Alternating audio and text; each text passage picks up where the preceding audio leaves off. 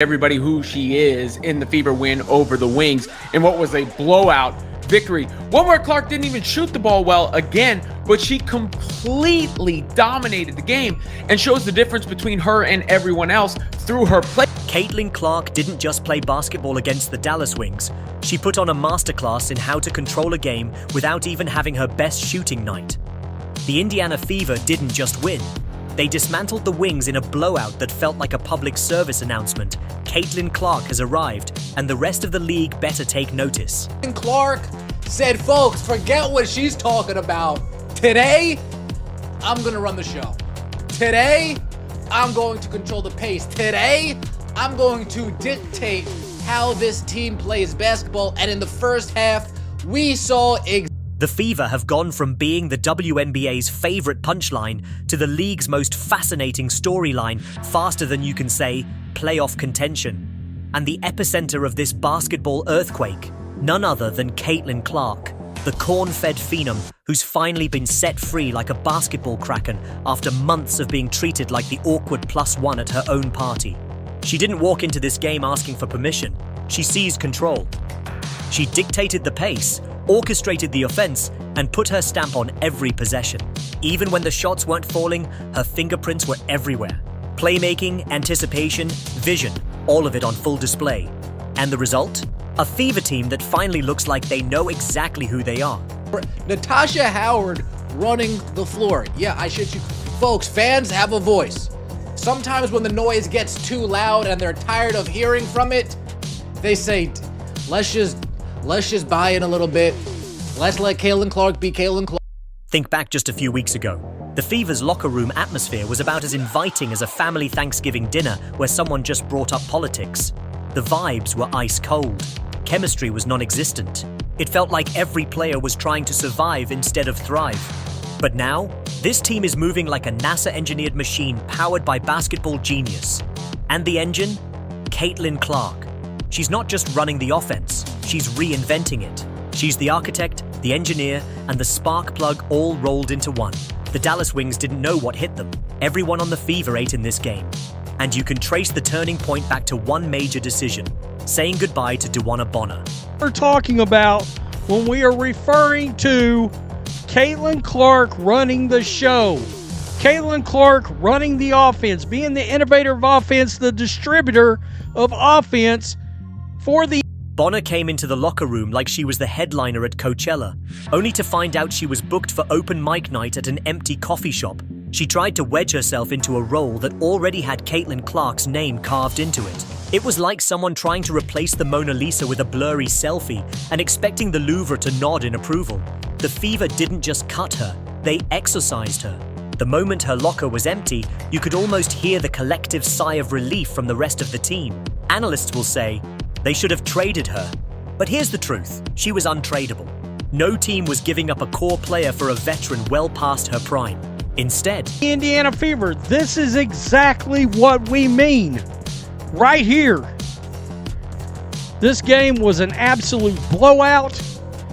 Dallas Wings didn't know what hit them.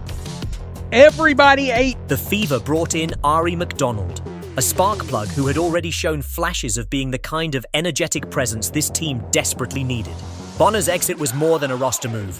It was the removal of an anchor that had been keeping the ship from sailing. Without her, the Fever could breathe again. And what happened next? The skies cleared. The energy shifted. The team started playing like they actually enjoyed basketball again. Players who once looked like they were serving a sentence started smiling, laughing, and competing with joy. They looked like a team reborn.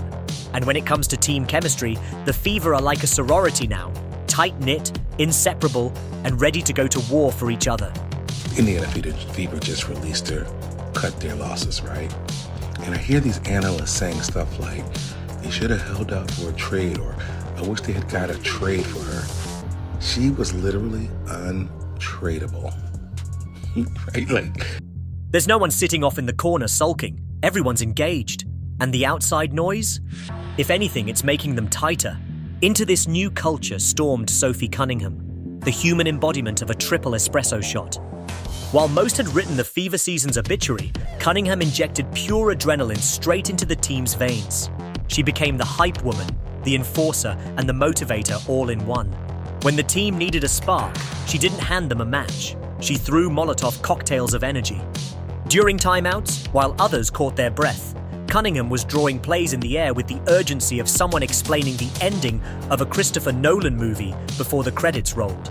Her highlight of the game, Clark with a big-time rejection near the rim, firing a pinpoint pass down court to Cunningham for a touchdown layup. They're core players for a player that's past their twilight. They picked up R.A. McDonald, or re-signed R.A. McDonald, who we all saw was a spark plug just a couple weeks. That's not just a play, that's a statement. Cunningham's most important contribution wasn't just her hustle or her scoring. It was recognizing that Caitlin Clark wasn't a threat to the team. She was the key to unlocking it. She embraced Clark as the centerpiece and made sure everyone else did too. She became the bridge between the old guard and the new era. During practice, Cunningham was the first to explode with celebration when Clark made an impossible pass. She'd scream, "That's what I'm talking about," for making sure the rest of the team understood. This wasn't just good basketball. This was evolutionary basketball. She turned appreciation for Clark's game into a team-wide movement. The Fever offense has shifted into overdrive. They scored 102 points against Dallas by doing what they do best, rim running and pushing in transition. As we've seen a huge change. We've seen a huge change from the Indiana Fever over the last 6 quarters. And especially in the fourth quarter, in the Dallas Wings game. And there were 2 players in particular. Yes, Caitlin Clark's shooting hasn't fully clicked yet, but that doesn't matter.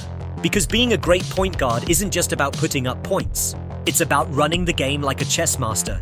Against the Dallas Wings, she dropped 13 assists, swiped 5 steals, and made passes that very few people on this planet can even see, let alone execute. Take that full-court pass to Sophie Cunningham. It wasn't just a highlight.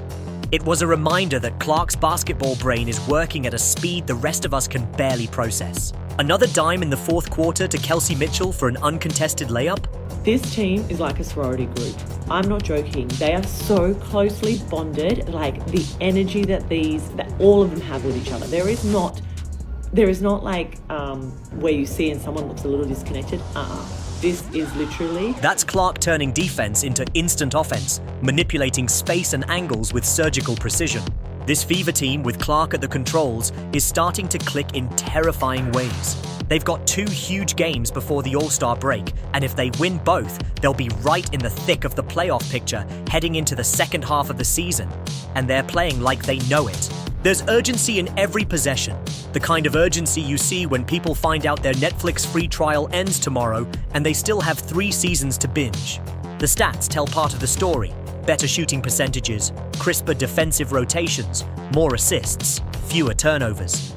But the real change is something the box score can't capture: swagger. Tight-knit team. I'm telling you, and I actually think all the discourse or the people trying to create discourse offline or outside the locker room only makes them tighter. And throughout the training session, I saw multiple times where, they were like laughing and mucking around and just... This team walks into arenas like they own the place. The mortgage is paid, the keys are in their pocket, and they're daring anyone to tell them otherwise. Just a few weeks ago, opponents circled Fever games as easy wins. Now those same teams approach them with the caution of someone defusing a live bomb. And the most beautiful part? It's not just the Caitlin Clark show. This is an ensemble cast where everyone is playing their role to perfection. Kelsey Mitchell is scoring with ruthless efficiency. Nalissa Smith is rebounding with the intensity of someone defending their family name. Aaliyah Boston is locking down the paint like it's holding state secrets. Lexi Hull is raining threes like pressure doesn't exist in her vocabulary. And Clark herself. She's perfectly fine being the 4th leading scorer when the team is cooking like this. In the Dallas game, Mitchell had 20 on 8 of 12 shooting. Howard had 18 on 8 of 9. Boston chipped in 17, and Cunningham poured in 13 off the bench. Clark had 14 points, sure, but she also had the kind of all-around impact that doesn't just win games, it changes seasons. Let's be real, a month ago, mentioning the Fever and championship in the same sentence would have gotten you laughed out of the room. Now, people are whispering, could this team, this group of so-called misfits built around a rookie phenom, actually make a run? Could Caitlin Clark's first championship come earlier than anyone expected? And Sophie Cunningham has come into her own as of late. But it's just beautiful. Get it out, get it up, bucket. And, that's just something others cannot. The odds are still long, the road's still full of potholes, but something magical is happening in Indianapolis. The Fever are playing with house money and the confidence of MasterCard counters. They're the basketball version of every great heist movie where someone says, "This is so crazy it just might work." And Clark is the ringleader with that Midwestern smile that somehow blends humility with a kind of quiet menace. She's not just changing her franchise, she's changing the entire league's perception of what's possible when you hand the keys to the right player. While others argue over who deserves the spotlight, Clark's out here installing brighter lights for everyone. That Dallas game was proof. The Fever dropped 64 in the first half alone, with 3 players in double figures before the break. And Clark? She should have had 10 assists by halftime if not for a few missed layups and fumbled passes. She finished the first half with 10 points, 7 assists, and a pile of plays that don't even show up on the stat sheet. That's why this redemption arc isn't just a feel-good story, it's a warning shot. The message to the WNBA establishment is simple. The future isn't coming. It's already here. And it's wearing number 22, throwing no-look passes that defy geometry. This isn't just about winning games. All right, everyone who said that the Fever played better without Caitlin Clark, come to the front because I'm going to slap you in the face. Fever just won 102-89 against the Dallas Wings. Congratulations to the Fever. They killed it with their old and trusty playbook of... It's about rewriting the narrative of what this team and this league can be.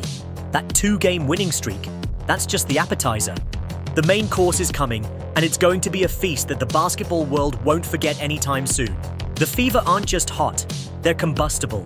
And the question now isn't whether they can keep winning, it's whether the rest of the league has enough fire extinguishers to deal with what's about to hit them. Caitlin Clark hasn't just found her game in the WNBA, she's found her kingdom.